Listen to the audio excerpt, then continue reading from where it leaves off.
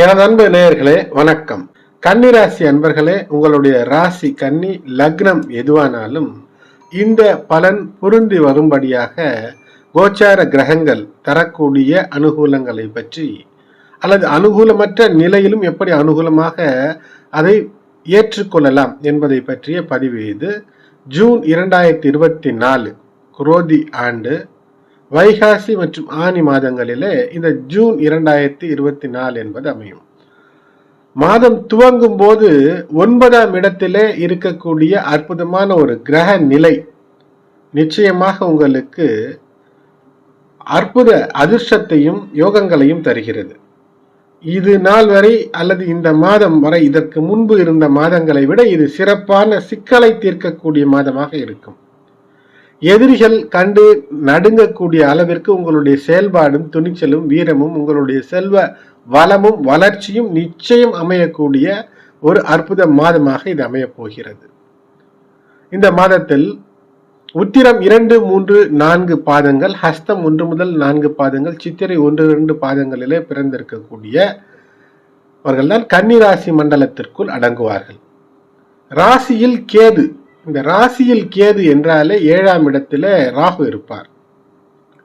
ராசியிலே கேது இருந்ததனால் பல நிலைகளிலே குழப்பம், மந்த நிலை, யோசனை, ஏதேனும் தங்கு தடை தாமதம் இருந்ததெல்லாம் குரு பெயர்ச்சி மே 1, 2024 குரு பெயர்ச்சி ஆனதற்கு பின்பு குருவினுடைய அற்புத பார்வை பலத்தின் மூலமாக உங்களுக்கு கிடைக்க பெற்று சற்று முன்னேற்றம் என்று இருந்திருக்கும். அப்படி கூட குரு பார்வைக்கு அதுக்கு பின்னரும் கூட நினைத்தபடி மன குழப்பம் தீரவில்லை அல்லது நினைத்தது நடக்கவில்லை என்று அல்லது உடல் நலத்தில் ஏதேனும் சிறு சிறு உபாதைகள் தென்பட்டு கொண்டே இருந்தது என்று யோசித்திருந்தவர்களுக்கு இந்த ஜூன் ஒரு பொற்காலம் என்று சொல்லலாம். உடல் நிலையிலே ஒரு நல்ல முன்னேற்றம் என்பது இருக்க போகிறது. முதல் விஷயம் என்னவென்றால், குரு பகவான் அவர் அஸ்தங்கதமாகி இருந்தார். அவருடைய பார்வையினுடைய முழு பலத்தையும் பெற முடியாத அளவிற்கு உங்களுக்கு 12ஆம் அதிபதியான சூரியனுக்கு பின் சென்றிருந்தார். ஆகையினாலே ஏதாவது உடல்நல கோளாறுகளோ நினைத்தது நடக்காமலோ இருந்திருக்கும். அது இப்போது மாறுகிறது. அதோடு கூட உங்களுடைய ராசிநாதன் 14 ஜூனுக்கு பின்பாக 10ஆம் இடத்திலே ஆட்சி பெற்று பத்திர யோகத்தை தந்து உங்களுக்கு அற்புதமான ஒரு நிலையை ஏற்படுத்துவார். இந்த பத்திர யோகம் என்றால் என்ன? உங்களுக்கு புத்தி கூர்மை, குழப்பத்திலிருந்த உங்களுக்கு இப்போது குழப்பமற்ற ஒரு நிலையில எப்படி ஒரு செயலை செய்து முடிக்க முடியும் என்று அதற்கான எண்ணங்கள் அற்புதமாய் தோன்றும்.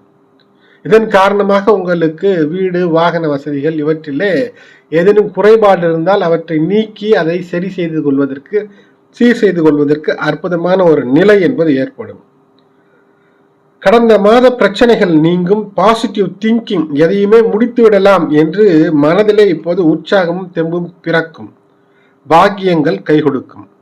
காதல் சார்ந்த விஷயத்திலே காதல், குடும்ப வாழ்க்கை என்றால் 7ஆம் இடத்துல இருக்கக்கூடிய ராகு அவர் இந்த மாதம் முழுக்க அங்கத்தான் இருப்பார். இந்த வருடம் முழுக்க அங்கத்தான் இருக்க போகிறார். ஆகையினாலே வாழ்க்கை துணை, வேலையிலே உடன் வேலை செய்பவர்கள், பார்ட்னர்கள் வழியிலே சற்று ஏதேனும் ஏற்ற இறக்க பிரச்சனைகள், பேச்சுவார்த்தையில் சிக்கல், நினைத்தது ஒன்று அவர்கள் முரண்பட்டு செய்யக்கூடிய அமைப்பு கூட இருக்கலாம். ஆகையினாலே விட்டு கொடுத்து சென்று இந்த செயலை செய்து முடிப்பதன் மூலமாக வெற்றி என்பது இருக்கும். இல்லற வாழ்க்கையில விட்டு கொடுத்து சென்று பேச்சின் மூலமாக, இனிய வார்த்தைகள் மூலமாக அரவணைத்து செல்லக்கூடிய அமைப்பு என்பது வாழ்க்கையிலே ஒரு நிலைத்தன்மையை ஏற்படுத்தும்.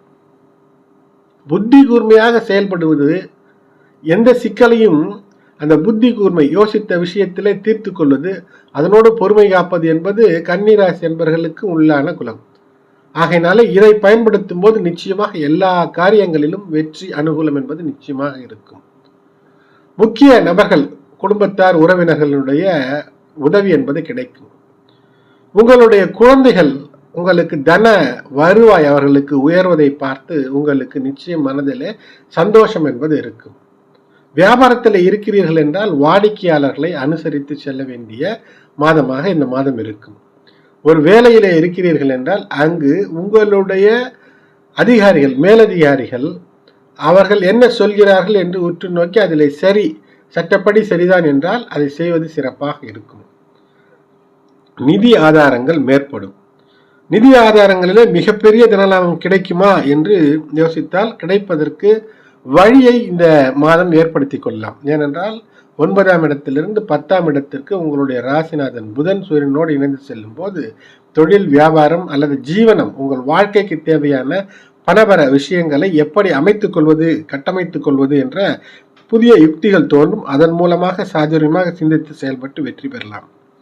கல்விக்கு சனி விபரீத ராஜயோகத்தை தருகிறார். ஆகையினாலே நினைத்ததை விட ஒரு நல்ல வாய்ப்பு என்பது மாணவர்களுக்கு பள்ளி கல்வி அல்லது கல்லூரி கல்வியாக இருந்தாலும் அமையும். கல்லூரியை முடித்துவிட்டு வேலை தேடக்கூடியவர்களாக இருக்கும்போது அரசு வேலைக்கான வாய்ப்புகளை அதை நெருங்கக்கூடிய அமைப்பு, அரசு வேலையை நெருங்கக்கூடிய அமைப்புக்கான உழைப்பு என்பது உங்களுக்கு நிச்சயம். அதாவது அதை நினைத்து ஒரு அரசு வேலை என்று நினைத்து அதற்கு திட்டம் தீட்டி அதற்காக படித்து செயல்பட்டு வெற்றிக்கான அந்த இலக்கை நெருங்குவதற்கான வாய்ப்பை இந்த மாத கிரகநிலைகள் அற்புதமாக தருகிறது.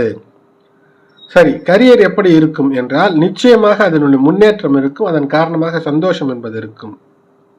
உடல்நலத்தை பொறுத்தவரை நன்றாகவே இருக்கும். 14 ஜூன் அதற்கு பின்பு மிக நல்ல ஒரு நிலைமைக்கு உடல்நலம் மாறக்கூடிய அமைப்பு. சிலருக்கு நோய்வாய்ப்பட்டிருந்தாலும் உடல்நலத்திலே சிறு கோளாறுகள் இருந்தாலும் அது நல்ல ஒரு முன்னேற்றத்தை காட்டக்கூடிய அமைப்பை உங்களுக்கு ஏற்படுத்தும். ராகு கேதுவினுடைய ஆக்சிஸ் என்று சொல்வார்கள். அதாவது ராசியிலே ராகு, 7லே கேது. இதன் காரணமாக பல விஷயங்களிலே நீங்கள் சற்று நிதானம், கவனத்தை கடைபிடிக்க வேண்டியது. அது முக்கியமாக உங்களுடைய உடல் நலம், உங்களுடைய வாழ்க்கை துணையினுடைய நடத்தையின் மீது சற்று கவனத்தோடு இருக்க வேண்டும். தொடர்ந்து ஏதேனும் நீங்கள் சொல்லிக்கொண்டே இருக்கிறீர்கள் அறிவுரை என்றால் அது பிடிக்காமல் திசை மாறக்கூடிய அமைப்பு என்பது இந்த ராகு 7ஆம் இடத்துல இருக்கும்போது எப்போதுமே இருக்கும்.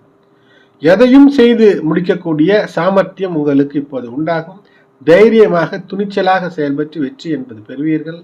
குடும்பத்திலே இருக்கக்கூடிய அனைத்து பிரச்சனைகளும் நீங்கும்.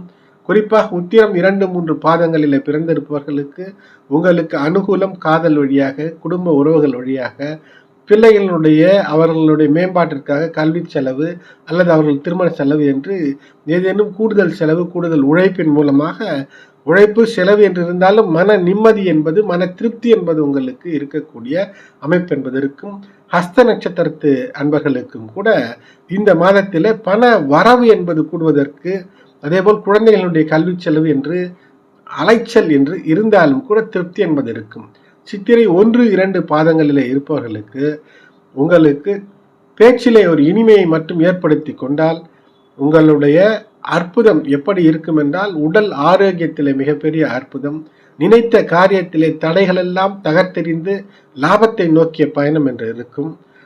உங்களுடைய எல்லா விஷயங்களிலும் ஏதேனும் ஒரு சந்தோஷ செய்தி என்பது கிடைக்கக்கூடிய அருமையான வாய்ப்பு என்பது இருக்கிறது. சந்திராஷ்டம தினங்களாக இருக்கக்கூடிய ஜூன் மாதம் 3, 4 மற்றும் 30 ஆகிய தேதிகளிலே புதிய வேலைகளை துவங்குவதோ, நீண்ட நெடுந்தூர பயணங்களை செய்வதோ, பயணங்களை இரவிலே செய்வதோ தவிர்ப்பது என்பது நல்லது. அதிர்ஷ்ட தினங்கள் என்று சொல்ல வேண்டும் என்றால் இந்த மாதத்திலே ஜூன் 24, 25 ஆகிய நாட்கள் அதிர்ஷ்ட தினங்களாக இருக்கும். மற்ற பொதுவாக கவனமாக இருக்க வேண்டிய நாட்கள் என்று பார்த்தால் ஜூன் மாதத்திலே 3, 4, 12, 13, 14, 22, 23 மற்றும் 30 இந்த நாட்களிலே சற்று கூடுதல் கவனம் என்பது தேவை. சரி, கையில் இருக்கக்கூடிய பணத்தை முதலீடு செய்யலாமா என்றால் செய்வதற்கு வாய்ப்புகளை அதிகம் தரக்கூடிய மாதம்.